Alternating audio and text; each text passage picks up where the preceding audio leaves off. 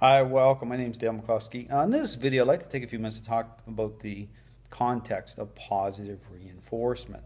Now, one of the questions that a trainer will get right out of the starting gate is whether or not they use positive reinforcement. Now, to understand why positive reinforcement, the way that mainstream dog training presents it, is such a problem, it's about motives, it's about how it packages up through change coming in and through the person themselves. And what I show very clearly is that what's happening with so many dog trainers is that they're failing to approach training for what it really is, as a relational changing process. They're treating it as a learning-based exercise, and this is a problem with how the picture of change sets up. More often than not, when trainers approach training as a learning-based exercise, the picture of change turns out to be a counterfeit.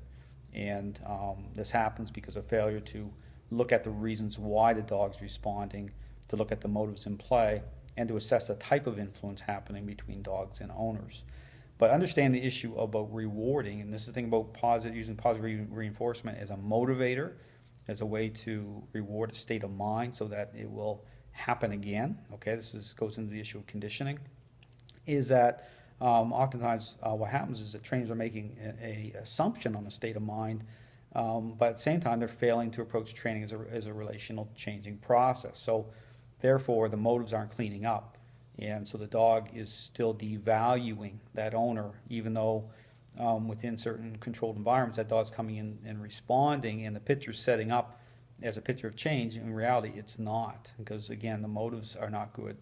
And so and then, looking at the issue of, well, then people ask, well, Dale, what are you using as a motivator? Because one would assume that, when you look at, I talk about this issue of quadrants, why I don't follow quadrants, because of how that packages up in terms of change at the relational level, right at the starting gate. One would assume, looking at that, well, Dale, what do you use to reward or to motivate the dog into doing with influencing the direction its mind takes? Well, this is the thing this is where this goes deep here, to understand how what training really is and how a dog's state of mind's influence. It's about what's reasonable. So I make the distinction between reasonable influence and corrective influence.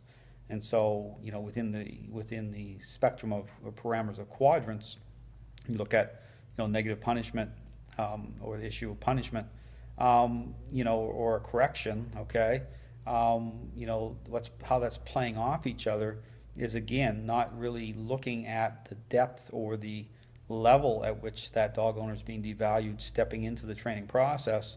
What happens is oftentimes the type of influence that's coming online to create change is not going to be enough to clean up the motives. And so here, again, getting back to what I'm using to motivate, it's about what's reasonable. It's about the dog, it making sense to the dog, okay, through them as social relational animals. And then what they do is they come into agreement, okay, with, it's just like leadership is the magnet, okay. So as you bring influence online, the way that it's done here in the system, it influences the direction their mind takes. It creates focus. So it's all through how it's communicated, okay, through the leash. And so by focusing in on making sure that it's happening properly, okay, the influence is taking hold in such a way that's going to influence the dog's overall decision-making process, it all lines up. But again, I'm very cautious. I tell dog owners, don't get all caught up in touching all over your dog and rewarding for a assumed state of mind based on the picture, because the motives could still be bad. Okay, they have to clean up at a certain level in order for unwanted behavior to diminish. So just understand, positive reinforcement, this term is used a lot. However, it's really understanding, going deep in that, looking at motives. Just like people ask for an example, I don't understand, you talk about motives. Well, think of the narcissistic, selfish person who goes through the motions of doing certain things, but they have no empathy. The motives are bad. And how long it takes for people to figure out that it's a counterfeit and feel totally blindsided because they've invested a personal relationship with this person, perhaps. And so it could take a very long time. But just remember this: there always will be relational clues that it's not lining up, that there's a disconnect.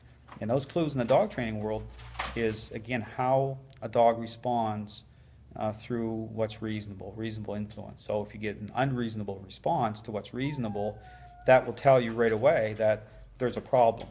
And so it's really being able to look at the response of the dog and be able to step back and connect all these dots properly. So anyway, thanks for watching. Hope you have a great day.